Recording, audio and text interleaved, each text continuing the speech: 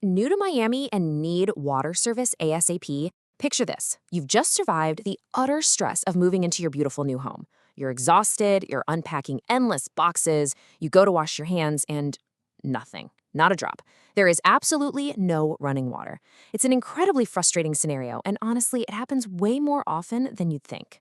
Well, welcome to today's Explainer Rare. We're going to make sure that never, ever happens to you. So, what is your next move? Setting up utility service in a new city can totally feel like a bureaucratic nightmare, just full of endless hold music and confusing paperwork. But I promise you, it doesn't have to be like that. If you treat this whole process like a step-by-step playbook, you can get your water flowing smoothly and efficiently. We're going to transform a potentially stressful chore into a really quick, easy win, leaving you way more time to actually unpack those boxes. But first, there is a hidden danger here that we like to call the cost of ignorance. In Miami-Dade, if you skip a few simple verification steps, you could actually find yourself on the hook for a previous tenant's unpaid bills. Or, no joke, even tampering fees. Yeah, if the last person living there messed with the meter or left a massive unpaid balance, the county requires all those violations and liens to be cleared before new service starts. But don't worry, I'm going to show you exactly how to protect yourself from paying someone else's debts. All right, here's our roadmap for today. We're going to cover Welcome to Miami Water, gathering your essential documents, the steps to start service, fees and service charges, special cases and exceptions, and finally, troubleshooting and support. Let's dive in. Okay, Section 1. Welcome to Miami Water, verifying your utility service area.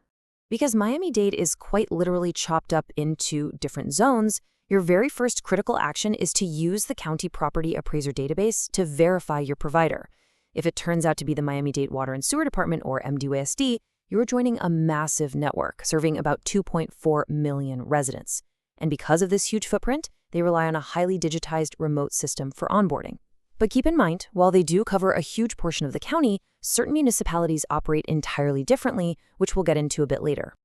Moving right along to Section 2. Gather your essential documents, what you need before applying. Look, being completely prepped before you log on or pick up the phone, that is absolutely the ultimate way to prevent administrative headaches.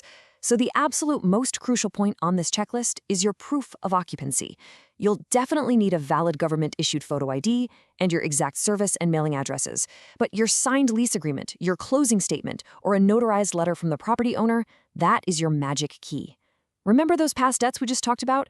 Showing undeniable proof of the exact date you legally occupied the property is exactly how you avoid paying outstanding balances or penalties from previous residents. Make sure you have these scanned and ready to go. Which brings us to Section 3, Steps to Start Service, Navigating the Self-Service Application, or SSA. Honestly, the county has made this part relatively painless. Step 1, you just go to their portal and either log in or create a brand new SSA account using your email. Step 2, once you're in, you hit Apply for New Service and just follow the prompts, uploading those documents we just prepared. Step 3, hit Submit. And this part is absolutely critical. Securely save your confirmation number. If you need to follow up later, that number is literally your golden ticket. Now, I gotta manage your expectations for a second. You need to expect a processing time of 3 to 5 business days for new service requests. This means you should absolutely not wait until the moving truck is backing into your driveway to set this up. Apply well before your actual move-in date so that the water is flowing the exact moment you turn the key in the lock. All right, Section 4, Fees and Service Charges, what it costs to turn on the tap. So, the first number you gotta keep in mind is $50. A $50 deposit is required for each standard residential water and sewer service. But hey, the great news? It's just a deposit. If you maintain your account in good standing for 2 years, that $50 gets credited right back to you. The second number, $45. There is a non-refundable $45 service charge for opening or transferring an account on their billing system. Now, you don't have to pay this right at the exact moment you apply online. It'll actually just conveniently appear on your very first water bill. So altogether, you're looking at a standard upfront obligation of about $95 to get the whole shebang started. Next up, Section 5, Special Cases and Exceptions, Commercial Properties and Municipal Quirks. Remember how I said earlier that checking your zone was a big deal? Well, here is why. If you're an unincorporated Miami-Dade County, you get to use that highly digitized, super convenient remote SSA portal we just discussed. But if your property appraiser search reveals you're in a place like the city of North Miami, well, the rules completely change. North Miami mandates physical, in-person applications at their local utility office. And if you're renting there, they even require a notarized owner's authorization letter. It's a completely different bureaucratic beast, which is why verifying your specific municipality from the jump is so vital. There's also a big distinction based on property type. For a standard residential place, as we covered, you just need your ID and your proof of ownership or a lease. But for commercial properties or multifamily buildings, business owners must provide their federal tax number, their EIN, as well as their exact business name. And depending on municipal limits, you might even be required to show a valid certificate of use before they'll even think about turning the water on. So business owners, make absolutely sure you've got that EIN handy. Okay, Section 6, Troubleshooting and Support. Who to call when you need help. Sometimes things just glitch, right? So here are your direct lifelines. For general customer service, you can dial 305-665-7477. The phone lines are actually open until 7 p.m. Monday through Friday, which is honestly great for reaching out after work.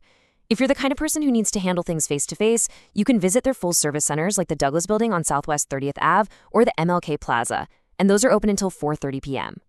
And look, if there is a massive leak or a true 24-hour emergency, you can call 305-274-9272 absolutely anytime, day or night.